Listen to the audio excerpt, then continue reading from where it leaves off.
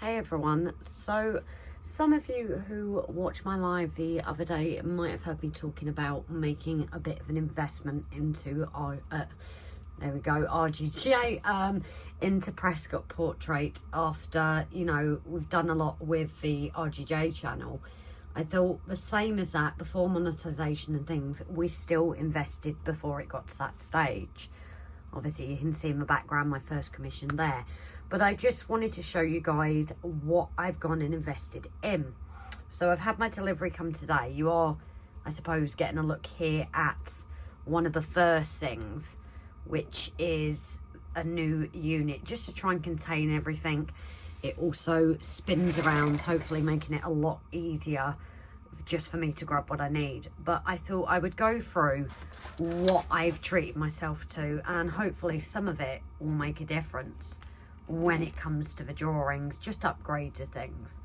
So one of the things that I have got, I've looked into it, and while I've been using just a normal pencil sharpener for when I go to work, the Faber-Castell one, it's brilliant when you're out and about. But I was looking in and they were talking about the helical pencil sharpeners that work a lot better for the pencils. So I've gone and invested in this Derwent one. Now, it does also come with a clamp, so you can clamp it to your surface, make it a bit easier. It's also got the pot here that any pencil sharpening you can get out. And you've got the size adjustments for it, as well as the support for your pencil when you're sharpening. So that is one of the first ones I've done. I will grab my unit back. I'm not gonna scratch it. So a few more things that I've got. Excuse the slight moving of things. I've got it on the tripod, but there we go.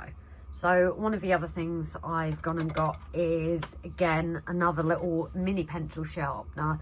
I've again gone for the Derwent. Again, this had good reviews on it. It's just I mucked up my Faber-Castell one. Bits got stuck, and I found it just wasn't sharpening as good as it used to. Possibly the blades dulled, but I don't know if you can replace them as easy.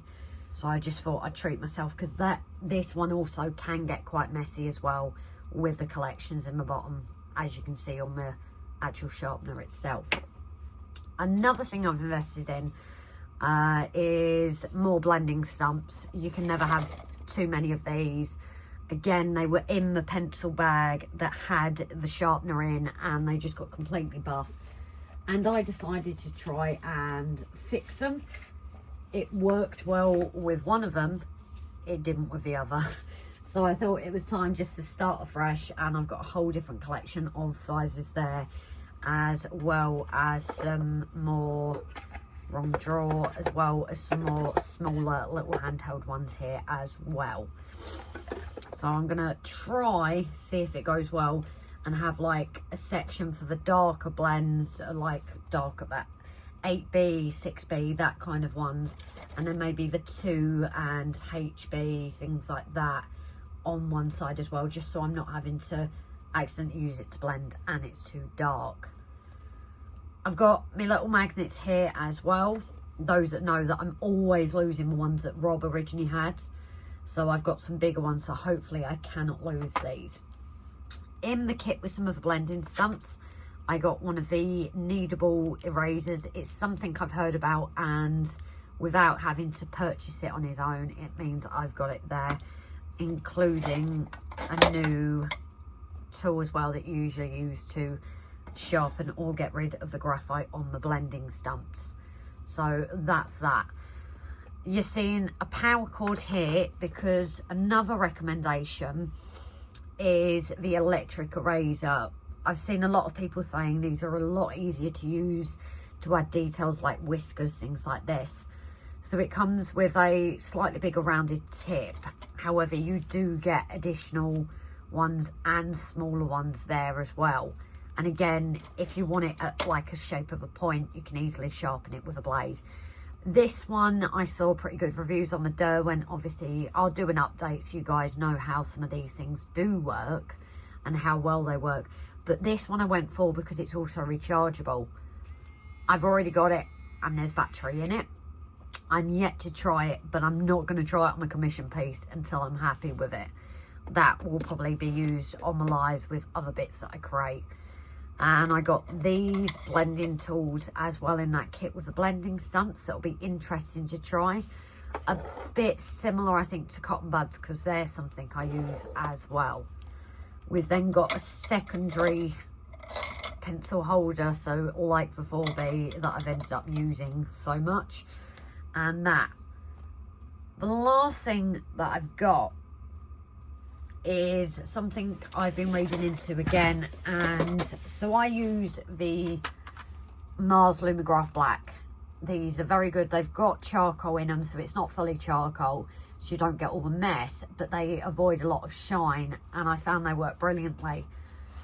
But I felt, is it time to, now my skills coming back as I'm doing more, to upgrade a bit. Now in colour pencils, that's just attached to magnets. In colour pencils, it's very expensive as you start going up to these brands. But the ones I found, and I'm sure it was Alan Reynolds actually, I think it was you, darling, that mentioned the Faber-Castell pencils.